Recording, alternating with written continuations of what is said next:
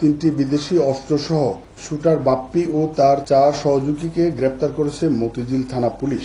গতকাল 17 জুলাই সকাল 7 ঘটিকায় গোপন সংবাদের ভিত্তিতে মতিঝিল জোনের সহকারী পুলিশ কমিশনার হুসাইন মোহাম্মদ পারাবীর নেতৃত্বে এবং তার টিম সহ মতিঝিল থানার এলাকার হোটেল কুরবানি সংলগ্ন এলাকা থেকে তানিম রেজা ওরফে বাপ্পিকে গ্রেপ্তার করা হয় এবং তার সাথে আরো 3 সহযোগীকে গ্রেপ্তার করা হয়। 3 সহযোগীর নাম হচ্ছে জুয়েল, শাকিল এবং মানিক। এই 4 জনকে গ্রেপ্তার করা হয়। গ্রেপ্তার করার পরে তাদেরকে নিবিড়ভাবে জিজ্ঞাসাবাদ করা হয়। তাদের আরেক সহযোগীর নাম তারা বলে, ওনার নাম হচ্ছে রাকিবুল ইসলাম ভূঁইয়া রিজন, বয়স 35।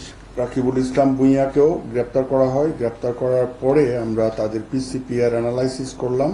গত বেশ কিছুদিন ধরে ঢাকা মেট্রোপলিটন পুলিশ এলাকার স্পেশালি মতিঝিল বিভাগে যে সমস্ত ঘটনাগুলি ঘটেছে সেটা হচ্ছে সবুজবাগ থানায় একটা অ্যাটেম্পট টু মার্ডার একটা মামলা হয়েছে। বাপ্পি এবং রিজন ওনারা স্বীকার করেন যে বাপ্পির অফিসে তাদের এই যে শুটিং ইনসিডেন্ট বা বিভিন্ন চাঁদাবাজির যে সমস্ত ঘটনাগুলি ঘটিয়েছে ওখানে তাদের অস্ত্র আছে।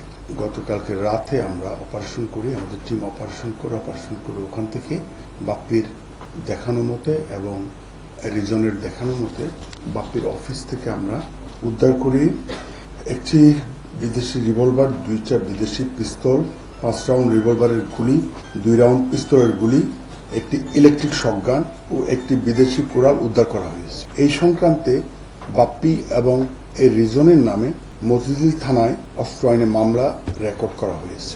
পাশাপাশি আপনার গত মাসে একজনকে হত্যার চেষ্টা করা হয়েছিল হচ্ছে সবুজবাগ থানা এলাকায়। এই ভিকটিমের নাম ছিল হচ্ছে আমিন আহমেদ মিটু। তার ঘাড় ভেঙে দেওয়া হয়েছিল। ওই মামলাতে 3 জনকে গ্রেপ্তার দেখানো হয়েছে। এই 3 জন যে পরে যাদেরকে গ্রেপ্তার করা হয়েছে ওনাদের নাম হচ্ছে জুয়েল, শাকিল এবং মানিক। ওই ঘটনাতে এই বাপ্পি রিজনের সংশ্লিষ্টতা থাকলে তাদেরকে আমরা ওখানেও সোনেরেস দেখাবো। তো তাহলে এই সামগ্রিক অপারেশনে আমাদের 3টা মামলা কার্যক্রম চলমান আছে।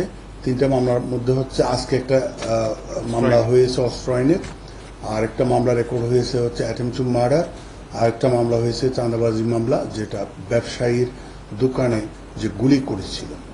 তো এই 3টা ঘটনার যোগসূত্রের প্রেক্ষিতে আমরা এই মোট 5 জনকে গ্রেপ্তার করেছি।